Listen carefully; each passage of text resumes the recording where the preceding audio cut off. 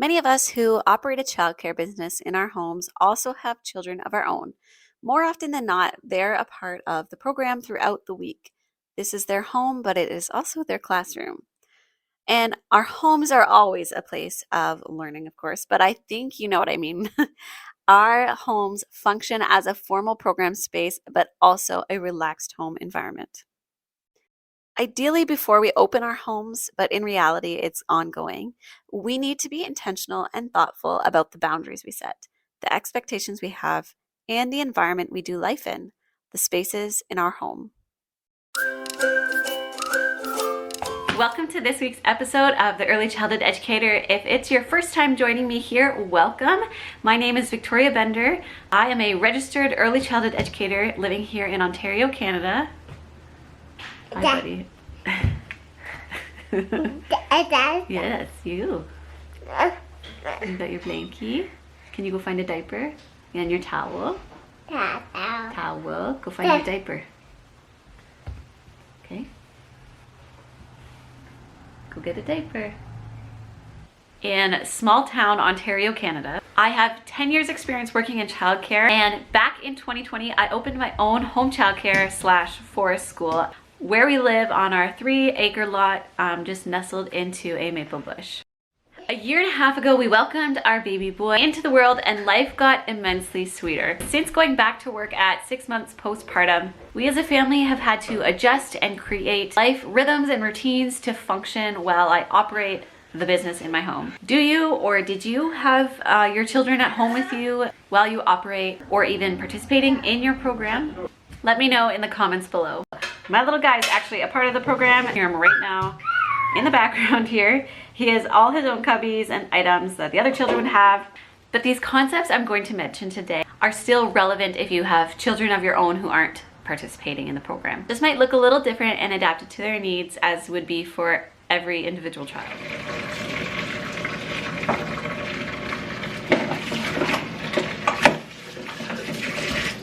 We all know as professionals that the environment our children live and play in are extremely influential and impactful on a child's life. In the Reggio Emilia approach, which by the way is where I have most of my experience in childcare, the environment is viewed as an educator. With that being said, in this episode I am resetting all of my child's play materials that are in our living room space. Stick around with me till the end if you are interested in seeing how that all comes together. It's a small space.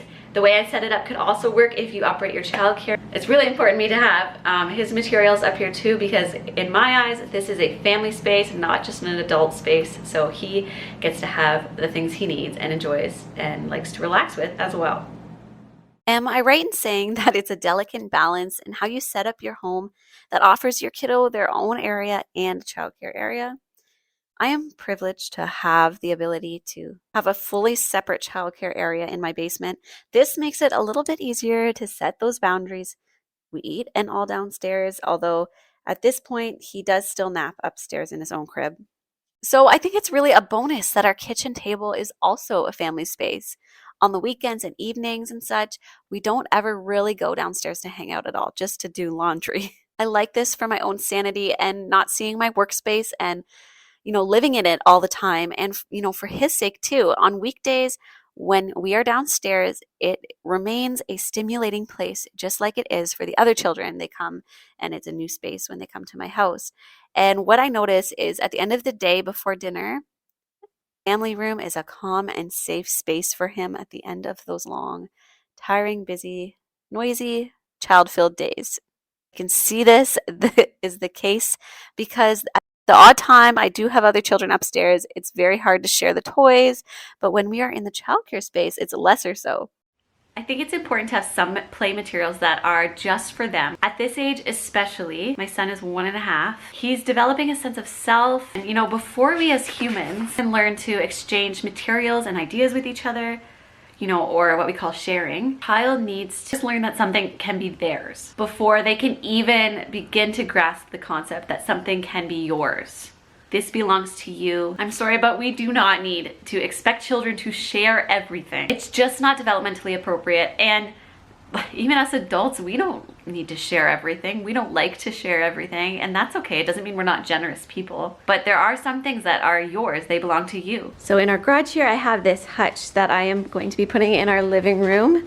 I bought this off Facebook Marketplace and it had an orangey stain on it, so I sanded it all down and now it's just like a raw pine, which I love. If you're into home decor, maybe you'd be into it too.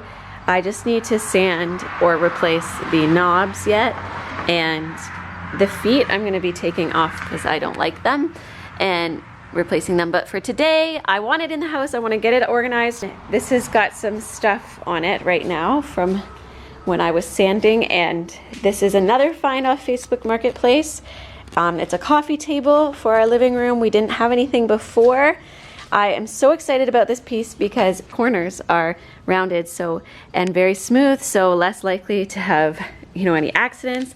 It's the right height for kids and a nice big surface. I also love that it's rough, so it doesn't matter if it gets more rough activity on it. It's a nice big space for us to play and spread out snacks or whatever. It's going to be a great addition to our living room. So what I liked about this hutch is that it is at a height that when the doors are open, accessible for little people.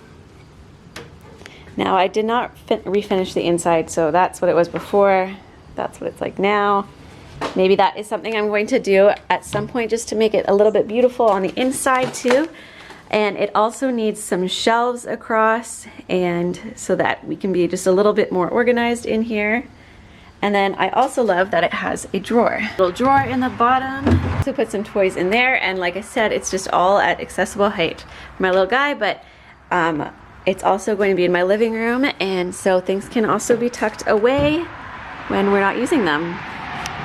If the children do happen to be up in my living room space, I can also close these doors and my son's personal toys are off limits. Setting up intentional spaces, which I talk about lots on this channel, is just one way we can support our own children in the midst of operating a business from our home. What I find is sometimes I don't give my own child the same attention that I do the other children. Maybe you find it the same way, or perhaps you find it the opposite, where you maybe find you give your child a little bit more care and love than you do for the other children. And to be clear, I'm talking like during childcare hours here. Obviously, we love our children on a completely different level than the other kids we care for. So what I'm talking about here is just how can we pay attention to what our child or children are telling us they need. Now, when I say telling, I don't necessarily mean like with their words, but what are the behaviors or actions they're doing you notice about their behavior? They seem anxious when the children are coming. They need extra affection at certain times of the day. Are they asking for certain things at specific times of the day? What is that kind of telling you about that time of day, or certain types of play they're seeking? Can we experiment maybe 1 or 2 weeks at a time with new habits and routines or setups?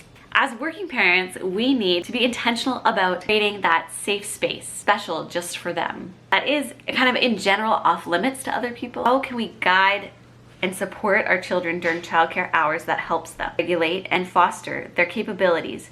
How can we build healthy balances between what is work time and what is life time? How can our children know what to expect for their day? What simple routines say it's a childcare day and what says it's a family day? In our house, Daddy tends to be the one doing morning routines on the weekdays. Then he kind of drops them off with me for the day, whether that's inside or outside. So that's kind of our routine. And then on our family days, or like a regular day, we all sit down together and eat breakfast, and we move into the living room and either play with toys quietly or read stories while Mommy and Daddy drink coffee. Sending a message that it's a family day, and he knows that the other children typically then aren't coming. Different expectations, right? And when I talk about expectations, I don't mean rules, but rather what are the boundaries and opportunities that the day holds.